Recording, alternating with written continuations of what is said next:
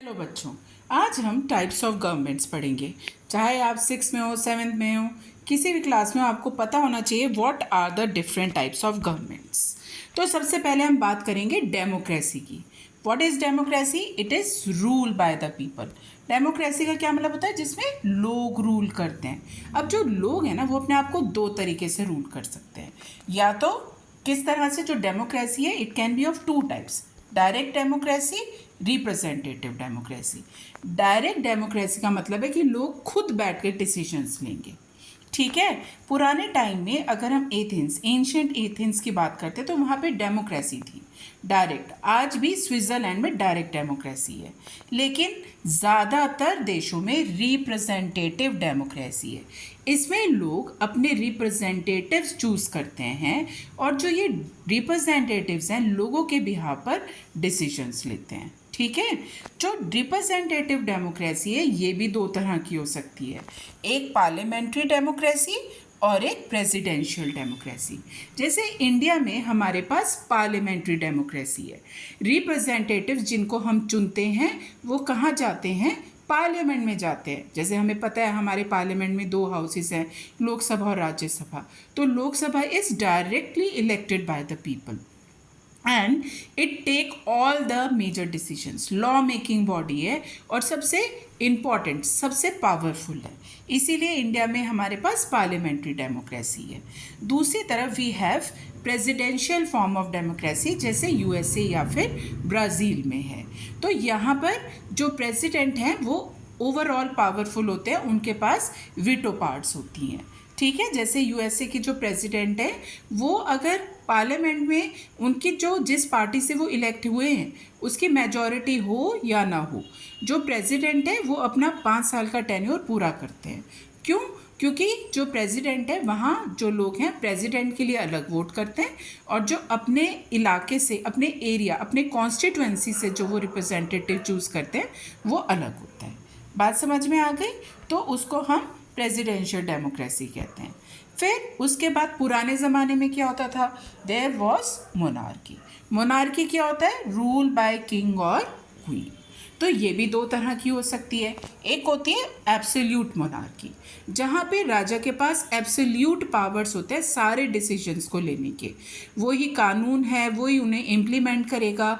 Judiciary जो है वो भी वही है। अगर जजेस है भी तो वो उनके डिसीजंस को जब मर्जी चेंज कर सकता है। तो उसमें जो राजा है वो ऑल ओवर पावरफुल है। लेकिन एक जगह ऐसा भी हो सकता है, जैसे कॉन्स्टिट्यूशन मोनार्कीज में वहाँ राजा होता है, लेकिन जो राजा है ही इज आंसरेबल, या किंग और queen are answerable to the parliament. मतलब उनकी पावर्स लिमिटेड बाय कॉन्स्टिट्यूशन होती हैं। लाइक यूनाइटेड किंगडम्स या फिर जापान में दोनों जगह कॉन्स्टिट्यूशन मोनार्की है।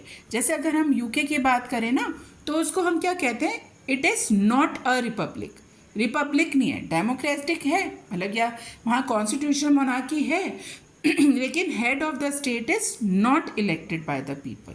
ठीक है। वो हेरिडिटरी पोजीशन है, इसीलिए उसे क्या कहा जाता है? कॉन्स्टिट्यूशनल मोनार्की, या फिर it is not a republic also. ठीक है। तो this is they are the अगर हम कहें monarchy what is, it is rule by king और क्वीन। इसके अलावा कुछ कंट्रीज़ में थियोरोक्रेसी भी होती है। थियोक्रेसी क्या होता है? That is rule in the name of religion. वहाँ पे जो कुछ भी लॉज बनाए जाते हैं, जो लीडर्स होते हैं, they all are with reference to religion. ऐसा कहाँ पे? ईरान और वेटिकन सिटी में। ठीक है। फिर इसके बाद हम बात करते हैं ओलिगार्की की। अब ये ओलिगार्की क्या है? इसमें जो इन्फ्लुएंशियल, पावरफुल, अमीर लोग हैं उनके पास सारी पावर्स होती हैं। ये भी दो तरह की हो सकती है। आप थ्रू आउट पढ़ते हैं एक word aristocracy, that is rule by nobles. ठीक है। एंशियंट टाइम जो ग्रीस था वहाँ पे ऐसा था, रूल बाय नोबल्स था। इसको हम, या ज़्यादातर यूरोपियन कंट्रीज़ में रूल बाय एरिस्टोक्रेसी था, मतलब जो नोबल्स थे वो बहुत पावरफुल हुआ करते थे। दैट इज़ ओलिगार्की का एक टाइप। इसके अलावा plutocracy is also there, it is rule by the rich and the wealthy. ठीक है। ऐसा वेनिस सिटी में मिडल एजेस में था, वहाँ पर भी लाइक जो अमीर लोग थे वो रूल किया करते थे।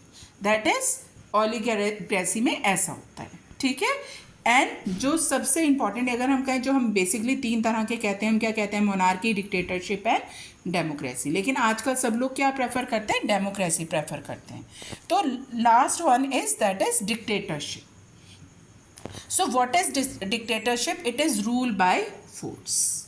ठीक है, और इसमें क्या हो सकता है, 2 तरीके से रूल हो सकता है। इसमें क्या होता है, या तो जो राजा उसे हटा के, या जो डेमोक्रेटिक गवर्नमेंट है उसे हटा के, किसी भी तरह की गवर्नमेंट को हटा के ताकत से रूल करने लग जाते हैं लोग बाग।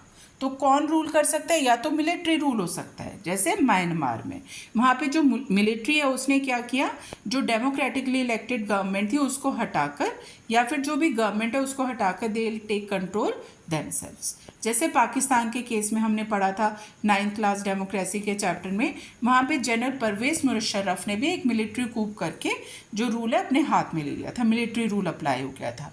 वो भी एक तरह की डिक्टेटरशिप है।